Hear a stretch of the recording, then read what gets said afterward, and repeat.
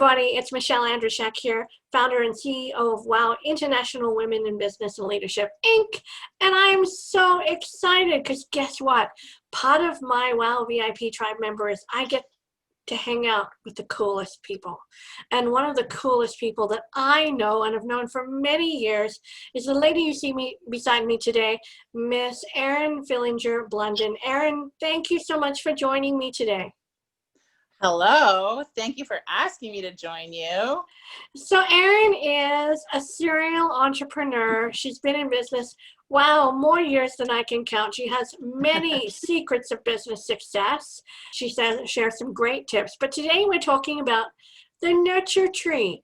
Erin, would you tell us a little bit about your entrepreneurial journey and the nurture tree and the services that you offer?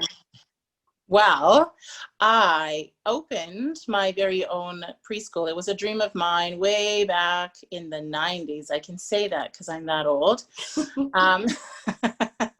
To have my own preschool when I started my education and early childhood education. But first, actually, a little history. I started in a private school at junior high level. So I taught grade 9 and 10. And I happened one day to go into the kindergarten classroom. I had a spare moment and I just thought I'd check it out because, you know, little kids are fun. Sure. And the little kids were doing this little geography map and they knew all the continents and they knew all the oceans. And I was like, what is happening in this room? And it was a Montessori classroom. So I started doing some Montessori research and the philosophy around Montessori, which is hands-on and give the world to the child, just really jived with what I believed in. So I left teaching junior high and I pursued a Montessori degree. And I worked in probably about 50 different schools, just internship, my practicums, as many places as I could get to. And it was pretty consistent across the board. Like, this is how a Montessori school is run. This is the philosophy. These are the materials. These are the rules. And it was basically the same 3 rules: respect yourself, respect others, and respect the environment. So that took me up to Whitehorse in Vancouver and Calgary. Actually, I should say Vancouver, then Calgary, and then up to Whitehorse. And I was actually in Whitehorse when my dad sent the MLS listing for a daycare that had closed here in Rocky. Over the next 14 years, we've grown and developed. I originally started as a Montessori preschool-based childcare. So we call it full day preschool. So what type of services do you offer through the nurture tree? So the nurture tree, our motto is making you feel at home. So we do our best to provide an environment, an atmosphere, even a relationship that feels like you're going over to someone else's home, even though we are a very large building with 4 classrooms and different age groups. But we like to think and hope that you feel like you're going over to your auntie's house or your sister's house who has kids. And there's a whole bunch of other cousins around. And that's awesome. I love that environment. Yeah. What ages do you work with? So this is the fun part. When I first opened, I was not taking babies. I was taking 3-year-olds that were toilet trained to 6-year-olds because I was 30 when I opened the school. I hadn't been married. I didn't have any kids of my own. Like, what single woman opens a daycare? Like, really? Erin does. Well, yeah. Well, my why was actually to provide an environment and a childhood that I experienced to other people's children. So not everybody gets to stay home like I did with my mom. It's the reality. Like, moms have to work. They just do. But for those kids that have moms at work, why can't they have a good place to play? We had a great backyard. So that was the big selling point for me when I bought the property, was this massive backyard with trees and hills. It's phenomenal. Grass, long, tall grass, because we don't mow very often. So they get to hide, and lots of fun places. So, but as the economy changes and ebbs and flows. In 2008/2009, we had a world crash where the world economy dipped. Luckily, Canada didn't feel it as hard as the rest of the world did, but we did to some extent. I started accepting younger children because now these 3-year-olds are turning 4, 5, and 6, and they have younger siblings, and the need for childcare, like we still had a booming oil economy, and it was hard to find childcare spaces. And then I was pretty exclusive, just preschool. So I changed a little bit and adjusted, and I started taking 2-year-olds. And I took, the youngest we would take was 2. And that was until 2016. So from 2006 for 10 years, we didn't take infants. And I just said, it's just not an age group I know that I'm comfortable with. But then talking with, again, in 2015, we had a huge crash across Alberta and across Canada, and I needed to survive. So again, I shifted and I changed and I adjusted. And the one call that we were getting was for infants. So children that were under a year to under 2 years. So I'm like, and I had empty rooms. So it was like, that does it. Hold on to, what I think I should run as a business, or change and just take on those clients. So I talked to my sister-in-law, who has 5 children. I'm like, you want to be my baby expert? And she's like, yes, I love babies.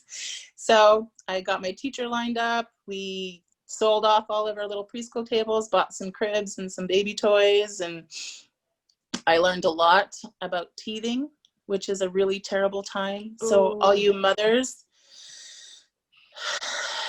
good on ya. I mean, diapers are one thing. Teething is another thing. Absolutely. I don't even know how babies survive it, to be honest. So Erin, you offer full-time, part-time childcare services for babies all the way up to what age now? Age 6. So we take them at 6 months to 6 years, not in grade 1. So once they hit grade 1, it's another age group, which is called school age. And we have some great school age programs in town as well. There's the Boys and Girls Club. There's Learn and Laugh out of school care that runs out of St. Matt's, Community Connections, and I think even Kids in the Rockies offers out of school care. So what makes the Nurture Tree a unique place for, the little ones from 6 months to 6 years? So I'm not going to say that we abandoned the Montessori philosophy, because we still have just her philosophy around child development still appeals to me greatly. But I also discovered, and I've done a little bit more research with the Reggio Emilio, which is loose parts. And basically we've taken out all the Montessori apparatus, which is very academic based, which I still love, but having teachers again that could teach it and using those apparatus was very difficult to find them. So I found a program that is based on child's play that uses everyday household items. So we switched out our pink tower, which is a series of 10 blocks from 10 cubed centimeters to down to 1 cube centimeter, for just random blocks and those weird potato mashers and and something you would play with at grandma's house. Exactly, or that they see you playing with. And we've brought in china, and we've brought in crystal, and we've brought in porcelain dollies, and all those little weird figurines that your grandma had that are probably worth a lot of money, but they play with them so carefully, and the stories and just the imagination that comes from it. And they're still building on those academic skills like concentration and focus and fine motor skills, because you have to handle china and porcelain very carefully. You can't just fist it and it'll break. Absolutely. So Erin, the Nurture Tree, what type of hours do you have for these parents that need your services so much? So originally, when we first opened, we were 6:30 to 6. And we were busy at those times. But again, as the economy has changed, we just found that nobody was coming before 7:30 and nobody was staying after 5:30. So we have changed our hours. We are still flexible. If you need care outside of 7 a.m. and 5:30 p.m., we are more than happy to accommodate. We just need the notification so I can staff appropriately. And we are closed holidays. But outside of that, we are Monday to Friday, 7 to 5:30. Fantastic. So how do we get a hold of you, Erin, at the Nurture Tree? If anyone wants to do a tour of the facility or connect with you, how do we go about doing that? We do have a website. Because the Nurture Tree is very fresh and new, we did rebrand this year, 2020, with the Nurture Tree. Previously, we were Wild Rose Montessori Childcare. So you can still find the website, Wild Rose Montessori Childcare. And I think if you search the Nurture Tree, it'll just bump you over to that Montessori website. And it still has our contact information. You can email at us at WRMCC RMH. Again, I haven't changed that yet. I like to play with the kids, so it's office work is not my friend. Since the inception, you've been a part of the WOW community at some level, either sharing your wisdom with us or sitting in the room with our gatherings or being a part of our both online and in-person opportunities. What made you choose WOW and the WOW VIP? As women in general, we seek each other's company, and it doesn't matter. Like, there's some women that are solitary and there's some women that are introverts, but they still want other people around them and other people who understand their struggles, who celebrate their victories, who are just there to just say, I'm so aggravated right now. And, you know, that other WOW tribe woman is like, here, let's go have a drink. Let's go eat some chocolate. Let's go for a cup of wine. You know? Let's go eat a steak.